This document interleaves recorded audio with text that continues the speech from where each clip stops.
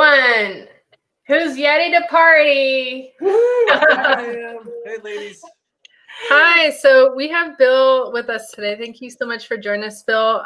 We're going to be actually treating this kind of like our Flipping Gals podcast. So this is really we're live on YouTube, but we upload daily to our podcast, and you can find the Flipping Gals podcast on Apple Podcasts and on Spotify podcasts. Mm-hmm. So we do have a guest today. So thank you so much, Bill, for joining us at 324 Finds. You can find him on Instagram and Poshmark. So you guys always hear Bill's name on YouTube Live and podcast. He's on our live almost every day, pretty much every day. And now and now we're actually talking to you. We get to see you today, so that's really cool. So thank you again so much for being here. It's a treat for us to have you. Thank you so much. All right, let's do a little bio. Yeah, we're going to do a quick bio about Bill. So we're going to get to know more about him today and about his reselling journey. And so Bill started reselling in just the last couple of years, and together with his wife, partner, and best friend, Tori, they believe that kindness and inclusivity are always in style. Their mission is to help customers express their unique style by providing one-of-a-kind, rescued or handmade pieces to support their philanthropic efforts. And so that's something that definitely sets you apart in our eyes from other resellers. But welcome, Bill. Thanks, Marina. Thanks, Michelle. Good to be here.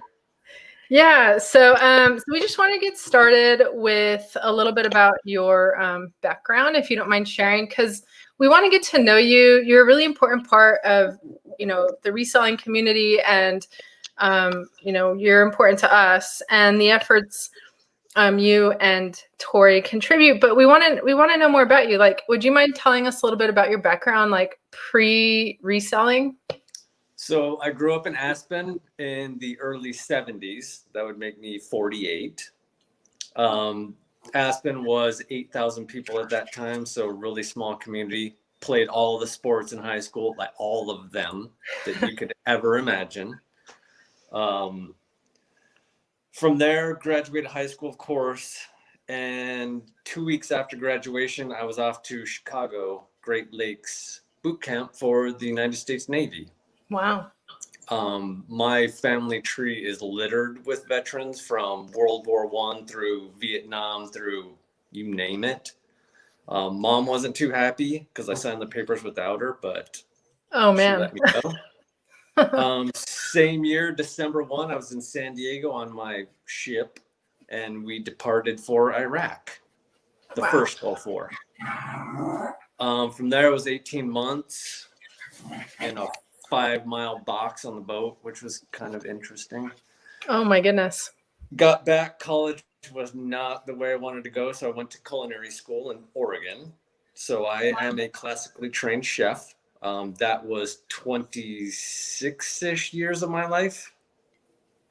From there, I moved to Arizona and met Tori, of course. So that's almost 19 years now that we've been married. And she has always been a thrifter. I was not even close. I would drive her around and spend 3 hours in a thrift store while I was missing lacrosse or golf or football or whatever sport was on in an MR2 without AC. It's a good story. That's a really awesome story. And so that's kind of, was that your first exposure then through Tori, your wife? Yes. With thrifting? Awesome. Absolutely. That's really cool. Yeah. So in effect, do you say that you like learned a lot from her thrifting days, or was it No, I absolutely despised it. She was like, okay, it's Saturday, I'm going to the thrift store. I was like, oh my goodness gracious, please no, not again. Yeah, from what you said, where you're waiting in the car while and Michelle and I know firsthand, we can get lost in a thrift store for days. Oh my gosh, yes. Oh, well, I can now, depending on the thrift store, but back then it was not. I could maybe make it a half an hour, and then I'm just walking around outside. Yeah, definitely understand that. Yeah, I mean, unless you are like super into it, I feel like before we got into thrifting, there was no connection. So it's difficult to appreciate that. So how did you get into reselling then from there? This was so I made my first sale May of last year. But prior to that, I had a part-time job at a big box store, and I was actually helping Tori because, of course, she has a full-time job, and she was doing, the thrifting as a side hustle, and she just couldn't do it. So I cut my full-time job into part-time, and then I would do my part-time job and then come home and do the reselling part of it. Wow. Yeah. But mainly, I first started just sharing her closet, which is, That's a big help. Yeah. So that was nice of you to do that. So do you only sell on Poshmark? And then is that because you're saying sharing the closet, so Tori has her store on Poshmark. Is that where you guys mainly sell your items, or do you have other stores too? We do mainly, I would say it's probably 90% on Posh, but we have dabbled in Mercari. I still have listings up there, which I haven't paid attention to forever. And then Etsy, of course, for that handmade stuff. That's right. Yeah. So you are 324 Finds on Poshmark. You're also 324 Finds on Mercari? Correct. Okay. And then Tori's has her own store, right? Correct. Yep. Girly Girl Style on Poshmark, and I believe it's the same on Etsy as well. So Girly Girl Style is kind of the umbrella. We just broke off a second closet, like the modern closet, just because, not everybody's looking for vintage. Yeah, that's true. So do you both sell the same items, or do you look for something a little different? We do not. They're definitely split down the middle. There's a vintage closet, and then there's a contemporary closet for sure. That actually totally makes sense, to like separate it, because when people are looking and if you're looking into branding and branding your business, and you say, okay, I have a vintage closet, I know where to go. Girly Girl Style has awesome vintage pieces. But then if you have, you don't want to necessarily, mix that with contemporary clothes if you want to you definitely get mixed messages if you have, oh, here's a vintage piece, and oh, here's a pair of whatevers, like Coach shoes. It just doesn't make sense. It's true. Yeah. So do you mainly do clothes or shoes or hats or a little bit of everything? Yes. No home goods. That's the only thing I don't touch. Everything else is free game. Cool. So we're going to be getting into asking a little bit more questions about that later. So on a scale of 1 to 10 now, how do you like this job, which is basically purchasing secondhand items? Is that mostly where you stay? Do you mostly do secondhand, or do you do a little bit of retail arbitrage? Every once in a while, we will do retail arbitrage. We will have a video out probably, I don't know, either tomorrow or Friday from a men's thread up box. But yeah, it's all 95% of it's secondhand. Okay. And so now on a scale of 1 to 10, how much do you like it now? Because it seemed like before it was maybe like on the lower end of the scale. Oh, it's like a -20 at the beginning. I was like, what am I doing? Wrapping something in tissue paper and shoving in a box and printing a label. It's definitely over a 10 now. Oh, wow. I'm a small business owner. So if I need to take a day out because I just don't feel like doing it, I can do that. If I want to push through 7 days a week, I can do that as well. Yeah. It's great. Total freedom. Yeah. And so is that something that you obviously value as a freedom part of being a small business owner? Yes. Yeah. That, and we're giving all of this year's reselling monies to charity, which is also awesome. It's extremely awesome. Yes. So not only, does that allow you flexibility? But you've decided, you and Tori both, correct, are donating all of your profits to charity? Absolutely. Yeah. YouTube AdSense, anything from Amazon affiliates, 100%. Wow. That's absolutely amazing. So again, you're the only resellers we know that are doing this. So your job is, 100% philanthropic. And I mean, you seem so happy. Honestly, you and Tori just seem so happy about doing this. So, to say that you stand for kindness and inclusivity is an understatement for you both. So really, really cool. We appreciate that. It's something we've always done, even when we didn't have the means. So it's us in a nutshell, I guess. That is so cool. We super appreciate that about you guys. Thank you so much. Again, I don't think we know anyone who does this. So not 100%, not full time. We don't. I mean, Bill Gates. Yeah. Bill Gates does it full time, and his wife. Well, yeah. I mean. So that's a great, example. And I know also, what do you think about taking these secondhand items from thrift stores and, replacing them in people's hands versus like them going to a landfill or ending up in the ocean or something? It's the perfect circle of clothing. Somebody buys it at a retail store, they get sick of it, or they have a stain on it, then they donate it because, oh my gosh, I can't use a little Dawn or a steamer to get whatever out. Right. No, it's absolutely perfect. And I think, unfortunately, the pandemic happened, but I think that's going to force more people to buy secondhand because the retailers are actually closing. I mean, they have to. There's no way. Nobody's going into a Nordstrom's, a Macy's, a Saks to go buy clothing. I mean, they may, but that's a risk. Yeah, exactly. That is true. And I think there's more awareness now. We've noticed that stores like Nordstrom and even IKEA, they've opened secondhand stores.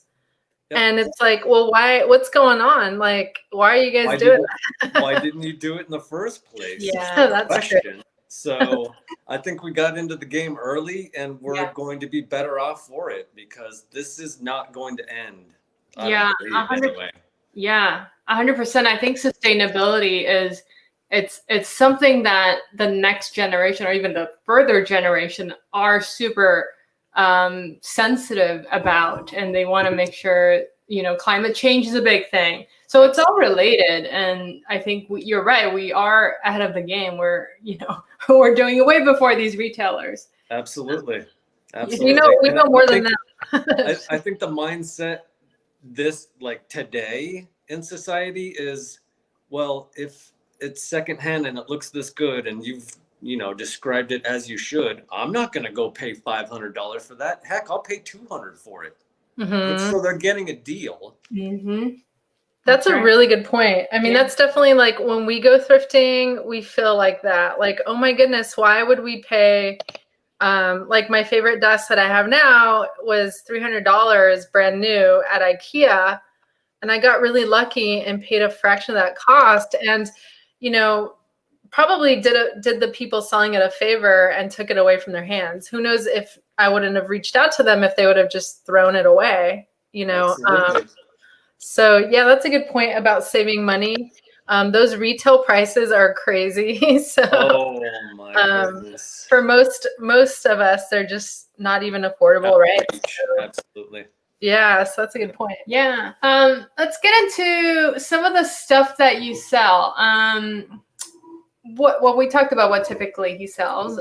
We said you said you had a modern and a vintage closet. So basically you mostly sell clothes, is that it? And no hard goods?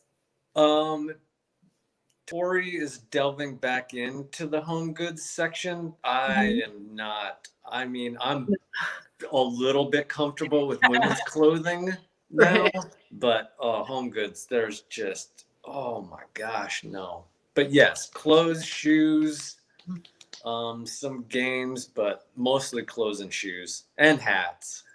So out of all of those things, what are your favorite items to sell? I like the outdoor stuff because I like the outdoors. So Mountain Yes. Hardware, Columbia, Cabela's, you know, all the normal outdoorsy stuff. But now my closet's kind of morphed into a lot of Anthro and, you know, Free People, and so I'm getting there. The woman brands that sell, right? Is Tori like helping you learn about those, or do you learn on your own about them? No, I ask her at least, I don't know, 800 times a day. Like, I don't know how to describe this yet because I've never seen it, but I'm getting better. I'm a really good label looker, so I can find like style numbers and dig for myself, which helps a lot. That's nice. Yes. Google Lens is also a good tool to use. Oh, we use Google Lens all the time. Yeah. For just our items. That one, so I've been doing it all digging, you know, by myself, and now Google Lens, I'm like, oh well, there's more time on my hands. Let's talk about Google Lens for a second. So Google Lens is an app. It's free. You can download it for your phone. And the way we use it, we do a lot of hard goods. Like we enjoy the hard goods, even though they're kind of difficult sometimes, time consuming. But we use Google Lens when we don't know what the value of something is, or when we just don't know what something is, period. So that's a really good tool. How do you use it for clothes? How does that work for clothes? So I'll just take my normal photos, like for my posh closet, and then there's a couple of things I don't have any idea what it's worth, but I know it's probably worth quite a bit. So I'll just put like the first shot of my Poshmark closet into Google Lens, and then it'll just bring up a bunch of at least close comps to it. That's amazing. Wow, I didn't know it works on clothing. We haven't tried it on clothing. Wow. Yes. Awesome. Good to know. Do it. It's awesome. And Bill, what are some of the top brands that you like to sell or source? Well, he mentioned he likes the outdoor stuff. Would you like to, so you said Columbia. What are some other brands for outdoor stuff? Cabela's, Mountain Hardware, Ibex is a good one that nobody really knows about. Yeah, we don't know anything about them. Yeah, just mostly all the outdoor stuff. North Face, you name it. North Face. Yeah, we know North Face.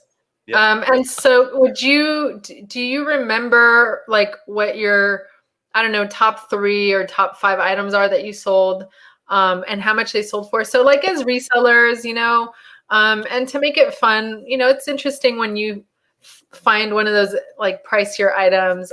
It adds to your bottom line, right? It adds to your goal as a philanthropist and to the business. So could you share some of those with us? All right. So the first one, I think this may have been my second trip to the Goodwill outlet by myself. Wow. That's awesome. It was a Ibex Nobu merino wool poncho. Ooh, that sounds nice. Ibex is a company that creates their own wool. So they have the animals and they fabricate their wool. So it's all organic, 100%. Wow. I paid like under $1 for it and sold it for 57. That is fantastic. Oh my gosh. Those are like the thrill. Like that's what keeps us going. Under $1. Anything under $1 is always good. Anything. Absolutely. And on your second sourcing trip, did that hook you after that happened? Well, yes, because I think the next time I went, I found a Montbell puffer jacket that I ended up keeping that sold for $800. Oh, dang. Oh my gosh. So I like the Goodwill outlet just because you're not going to pay a lot and you're going to find some stuff you just don't know, which is great. That is so true. Yeah. So you literally found that at the bin. Yeah. And it was, so it has a little, it's packable. So it's got like a probably 7-8 inch bag with it. And one of the arms was hanging out. So I was like, oh, I'm just going to see what happens. So give us your trick. You said you're really good at the labels. So what do you do to spot those nice, good items at the bins? I don't do that at the bins. Okay. I go by feel and if it looks good. So Tori's taught me a lot about how something should feel if it's expensive. I mean, you can check out if you see a button with a name on it, you know that's probably going to be expensive. or was blocked. Like Tommy Bahama. They have the coconut buttons with the name on it. Yeah, or Icebreaker, which is the second sold item that I like the most. She found it for under $5. I believe her cost of goods was $4 something. It was an Icebreaker Coastal Legacy Merino Wool Trench. That's the picture I sent to you for the caption. Oh, that's beautiful. Yeah. Sold it for $120. Oh my goodness. It was in the closet for 3 or 4 days. That's amazing. Wow. That is so cool. That's super awesome. Yeah. And, folks at home who are looking, especially with the pandemic right now, a lot of people have lost their jobs, like a lot, depending on where you live. But if you're looking for ways to make money, this is actually a good time to get into this specific, industry of thrifting, to sell and to make some money. And actually, the reason why it's such a good time also, though, is because people are home, working from home, they have time, or because they've lost their jobs. I feel horrible saying that, but they have the time to clean out their homes. And the Goodwills or the thrift stores, a lot of them are closed, or they're just getting too much items. And so a good place to maybe find these items for free could be like Nextdoor, the Nextdoor app. We had an awesome lady bring us a ton of great stuff that I've sold almost half of for free. So tell us about that. How did you find this lady? Tori put a post up on Nextdoor, told them that we were resellers, selling clothing. If you have anything in your closet, we accept, what was the word? I forgot. Gently used clothing. And she brought over 6 bags. Oh my gosh. Wow. And we're talking Capeline underwear from North Face. Wow. Just a whole bunch of Mountain Hardwear skirt that was quilted. You just never know. Yeah, you never know, and it's a win-win situation, because they were gonna throw them away. It happened to us too, where people just want to they just want it out of their house, basically. Right. So, but then for us, we're helping them. We're helping the environment, and in your case, you are helping for a good cause, also. Well, yeah, I mean, free is 100% profit, right? Yeah. The time that you took to photograph and clean the stuff. So I love 100%. Free. Yeah, it adds to our bottom line. Those are the best, free, or if you could find something for, $1, couple bucks. But again, back to the folks who maybe lost their jobs, or if you know someone who lost their job, you may want to introduce, this video or a video of some of our friends who are here tonight, and learn how you can flip items like what we're doing. Yeah, there's plenty of resources online. I mean, from step 1 to wherever you want to go. And you find all of this on YouTube? Is that where you find it? Okay. Absolutely. Wow. Cool. It's good to know. And Bill, what's your favorite selling platform? And why? I love Posh because it's easy. Yeah. Posh is so simple. I tried eBay. Oh my goodness. I kicked that one to curb pretty quick. But yeah, Posh. And Posh looks after the sellers. So yeah, I'm team Posh all the way. So if somebody new were to ask you, hey Bill, how do I list something on Poshmark?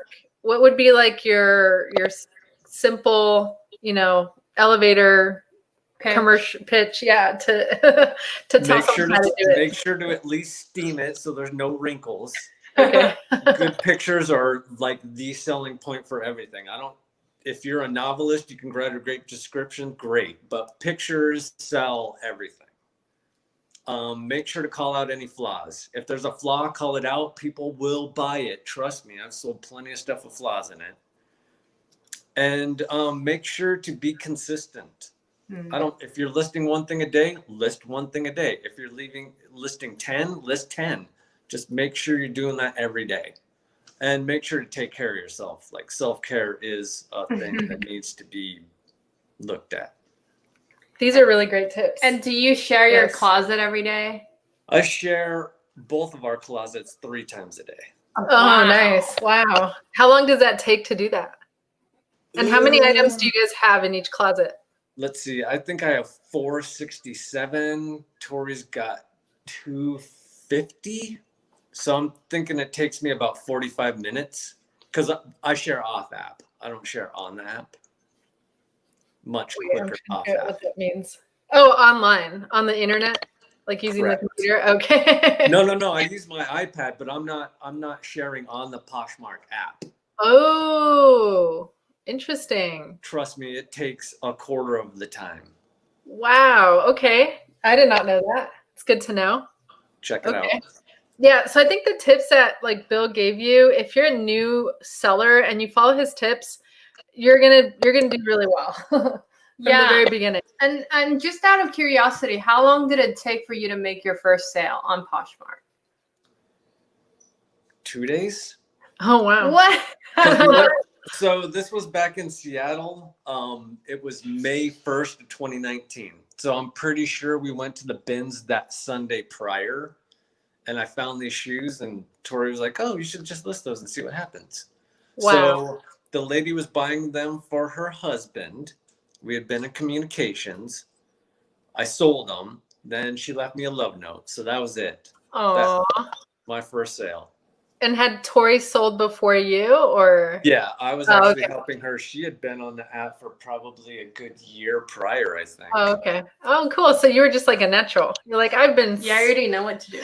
Well, I was steaming and photographing, so yeah, I knew that part of it. But the listing part is just, it needs a little time for your brain to kind of get into that. It does. Swing. But once you're in it, that's it. Yeah. Michelle can list 17 items using Vendu in like an hour and a half, but it takes me like almost 30 minutes to list one item. See, yeah, and I think it takes Tori probably a little bit now just because she's so busy, but yeah, I can just get them out. But you do a really good job. Like her quality of listing is like 3 times better than the quality of my listing. So. Well, you're still making money, so you must be doing something right, Michelle. That's true. Yeah, I think if I have to choose like a really perfect listing and slow, or an imperfect listing and fast, I would choose Michelle's gonna. Because she'd be like, oh, there's only 7 photos. Let me take 3 more. I'm like, I have to do it perfectly. Like. Oh, see, and I'm not one for perfect photos. If it looks okay, then I'm good. That's the most efficient way to do it. Absolutely. That's why Michelle's in charge of that. Today I was taking pictures and the mannequin was kind of off a little bit. So instead of moving the mannequin, I moved the light ring. There you go. I'm not. I would probably move the mannequin. Yeah, yeah. Yeah, thankfully I don't have to do that. You're the negotiator. Yeah. All right. So we wanted to ask you, let's look into the horizon a little bit. Are there any like new things that you're looking to sell in the horizon, or are you just kind of sticking to what you're doing now? I'm sticking to my guns. It seems to be working all right. So yeah, until something changes, I'll pivot then. But for now, I think it's stay on the path. That's a really good strategy, because like during the pandemic, things changed for a lot of resellers, and you had to pivot if you wanted to keep going and reselling. So, you know, Bill's good. Listen to Bill. He's strategic. Do you notice any changes in terms of your sales since the pandemic? Like what items sell more or less? I think everything's selling at a pretty good clip, but lately it's been a lot of high end. I think, as we were talking about last night, people are actually buying themselves like Christmas presents, maybe because they can't get around their people. I can see that. Yeah. I also think that for people who are working, they spend less money going out, so they have a little bit of extra money to spend also. Absolutely. Cool. So you have high-end items in your closet, and is that mostly what you have? Items in my closet. They sold out. They're gone. Have to replenish those. Are you going to be going to the bins, or are you? Because I heard you guys have a lockdown in Washington recently. Yeah, and I tried going to the bins. probably 3 months ago, and it was just like the bins prior to the pandemic. Oh I no. mean, there were no masks, people just Oh, dumping their wow. stuff. I lasted Oh. exactly 3 minutes, and I was Oh, Oh okay. my gosh. so that's how we pivoted. Tori's doing 100% of the sourcing now. Yeah. So yeah, until something changes, Goodwill outlets not gonna happen.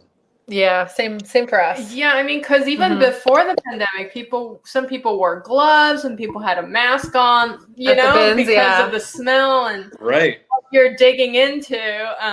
So I Yep. can imagine 3 minutes. I would last for 3 seconds. Oh, I just couldn't believe it because I read the rules before I went, and they were like, okay, 6 feet apart, we're gonna let certain people in. You get 90 minutes, then you have to go outside and then wait in line again if you want another 90 minutes. This was free for all. I was Oh like, my not having it.